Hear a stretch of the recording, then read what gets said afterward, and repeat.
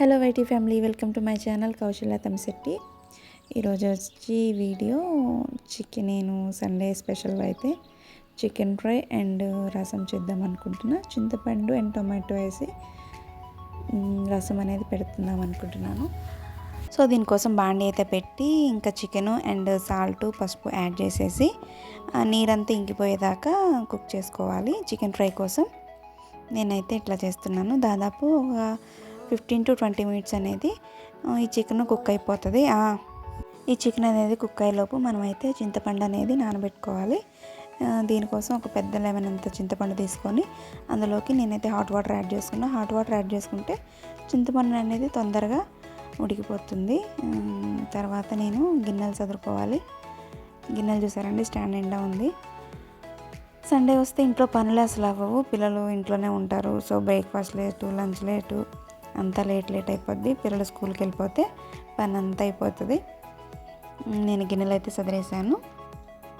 తర్వాత తోమాల్సిన గిన్నెలు అయితే టబ్లో వేసేసాను. నేనైతే చికెన్ అయితే ఆల్మోస్ట్ ఇట్లా వాటర్ అంతా బయటకు వస్తుంది. ఇంకో 10 మినిట్స్ అట్లా కుక్ చేసుకుంటే సరిపోద్ది.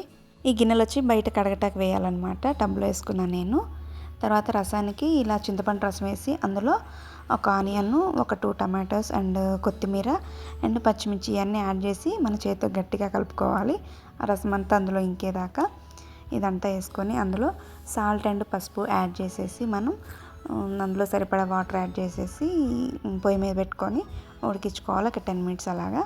ఉడికేటప్పుడు అందులో అయితే నేను ధనియాల పొడి యాడ్ చేసుకున్నాను. తర్వాత మిరియాలు అండ్ జీలకర్ర, ఎండుమిర్చి ఒక 2-3 వేసుకున్నాను.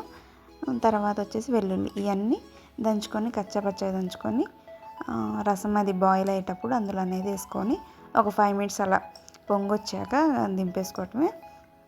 తర్వాత దాన్ని పోపు పెట్టుకోవాలన్నమాట. ఈ రసం అనేది చాలా బాగుంటుందండి. రసం అండ్ చికెన్ కాంబినేషన్ చాలా బాగుంటుంది. ఫుడ్ కూడా త్వరగా డైజెస్ట్ అవుతుంది. రసం ఉంటుంది కాబట్టి వన్ ఆఫ్ ద ఫేవరెట్ అనమాట నాకు ఇది.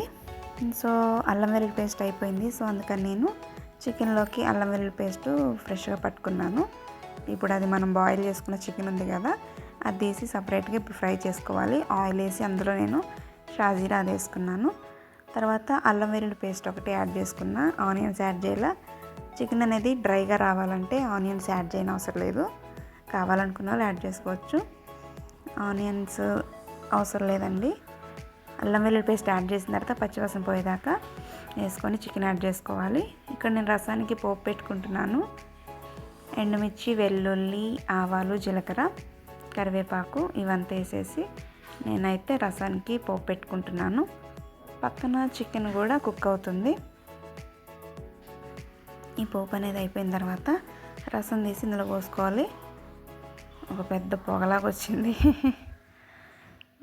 తర్వాత ఈ రసం యాడ్ చేసిన తర్వాత ఒక 5 మినిట్స్ అట్లా మరగనిచ్చి ఫైనల్గా కొత్తిమీర యాడ్ చేసుకొని ఇంకా దింపేసుకోవటమండి.